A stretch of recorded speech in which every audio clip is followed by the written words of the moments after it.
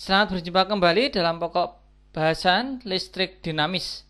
Pada kesempatan ini, saya akan menjelaskan tentang tema hambatan listrik dan gaya gerak listrik.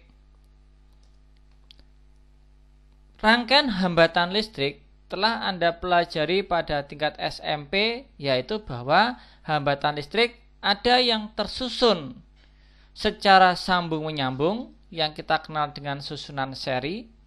Jadi susunan seri itu hambatan listrik kita sambung secara terus-menerus tanpa ada percabangan. Maka besarnya hambatan pengganti dari susunan seri itu dinyatakan sebagai penjumlahan R1 tambah R2 tambah R3 dan seterusnya.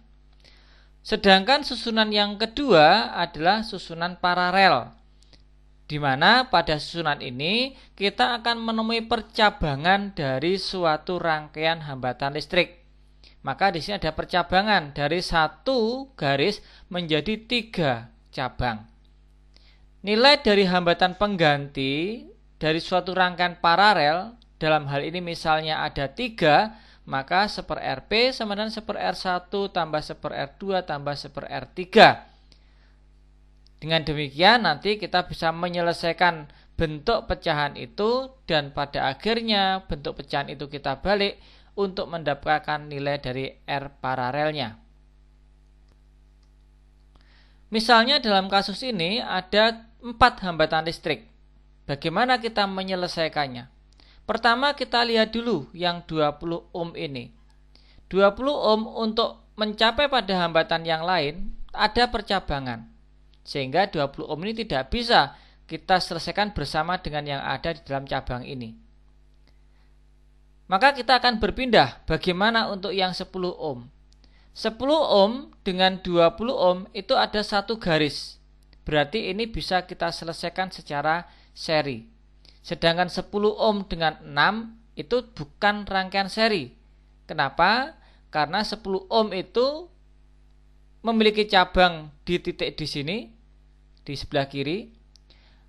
6 ohm itu ujungnya berada di sebelah kanan, sedangkan yang 10 ohm ujungnya ada di tengah-tengah. Artinya antara 10 dengan 6 ini bukan susunan paralel. Karena ujungnya 10 itu tidak berimpit dengan ujungnya yang 6 ohm. Demikian juga 20 ohm dengan 6 ohm bukan rangkaian paralel. Kenapa? Karena ujungnya 20 ohm yang sebelah kiri dengan yang 6 ohm itu tidak berimpit. Meskipun ujung yang sebelah kanan yang 2 ohm ini dengan yang 6 ohm sebelah kanannya berimpit. Sehingga untuk menyelesaikannya kita hanya bisa menyelesaikan yang atas ini dulu sebagai susunan seri. Jika ini sudah kita selesaikan dengan menggunakan rumus hambatan seri tentunya, maka kita akan mendapatkan nilai 12 ohm. Nah, 12 ohm ini sekarang kita lihat bagaimana 12 ohm ini dengan 20 ohm dan 6 ohm. Kembali 20 ohm dengan 12 ohm bukan rangkaian seri. Maka ini tidak bisa kita selesaikan. 20 ohm dengan 6 ohm juga bukan rangkaian seri karena ada percabangan. 12 dan 6 ohm ujung kiri bertemu, ujung kanan juga bertemu. Berarti ujung antara 12 ohm dan 6 ohm ujung-ujungnya dia berimpit. Karena ujung-ujungnya berimpit, maka ini susunan paralel. Kalau kita selesai secara paralel, maka mendapatkan persamaan hambatan total paralelnya adalah 4 ohm. Maka sekarang dari awal sampai akhir tidak ada percabangan, tentunya ini ada rangkaian seri sehingga tinggal Anda jumlahkan saja. Berikutnya adalah contoh yang kedua. Bagaimana jika ada susunan seperti ini?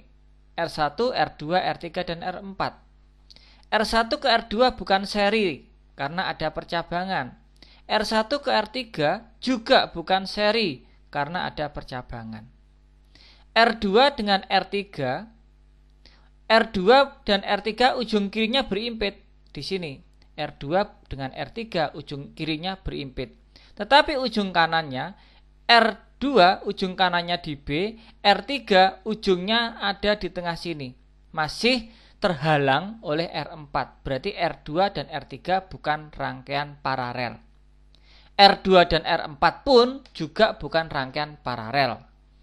Kenapa? Karena ujung kiri R4-nya ada di tengah, ujung kirinya R2 ada di sini. Meskipun ujung kanannya R2 dan R4 mereka berimpit. Maka kita hanya bisa menyelesaikan R3 dan R4 sebagai susunan seri. Maka kita sederhanakan jadi seperti ini.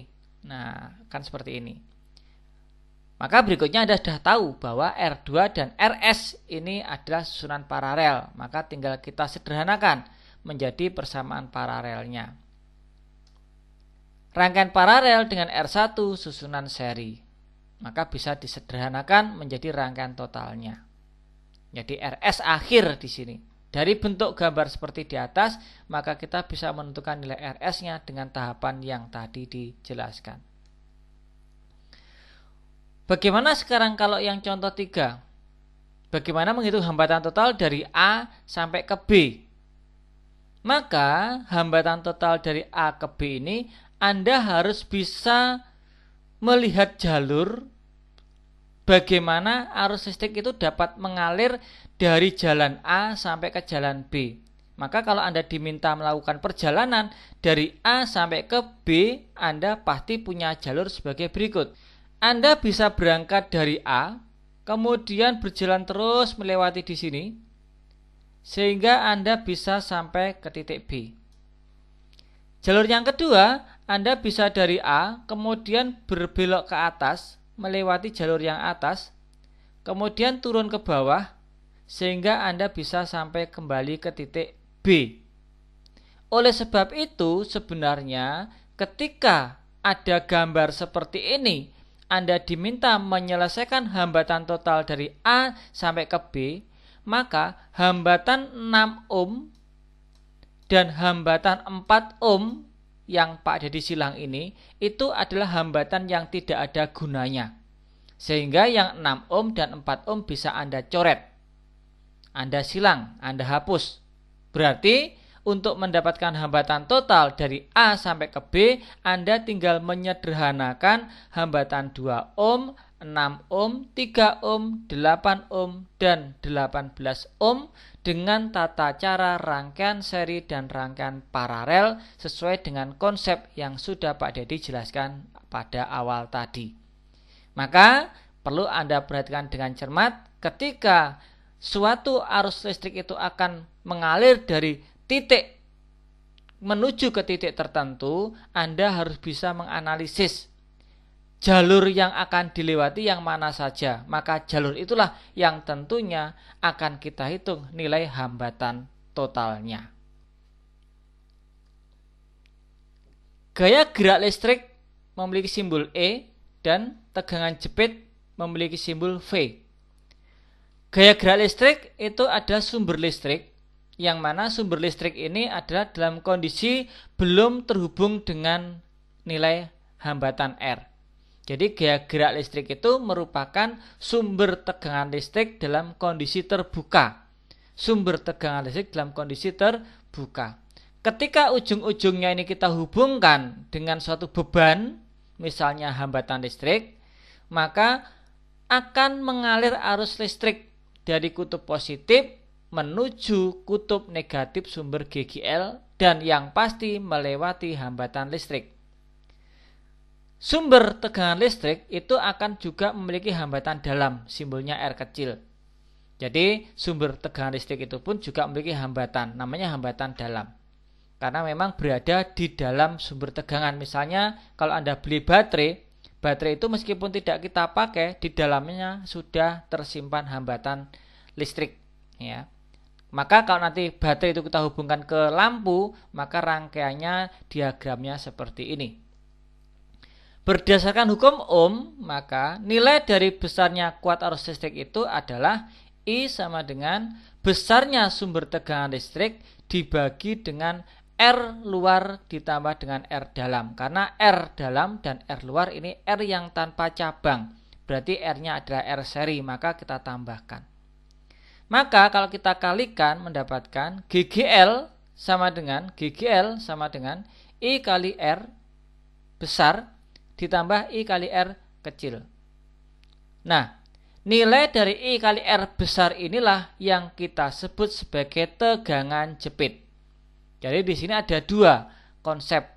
Ada gaya gerak listrik yang memiliki simbol volt sebagai sumber tegangan listrik, dan ada tegangan jepit yaitu tegangan yang dimiliki oleh suatu beban. Ini pun juga punya satuan volt. Pertanyaannya adalah, manakah yang lebih besar? Tegangan pada sumber GGL ataukah tegangan pada beban luar dari rangkaian listrik tersebut? Baik, dengan demikian konsep tentang susunan hambatan listrik dan gaya gerak listrik beserta tegangan jepit telah Pak Dedi jelaskan. Selamat belajar.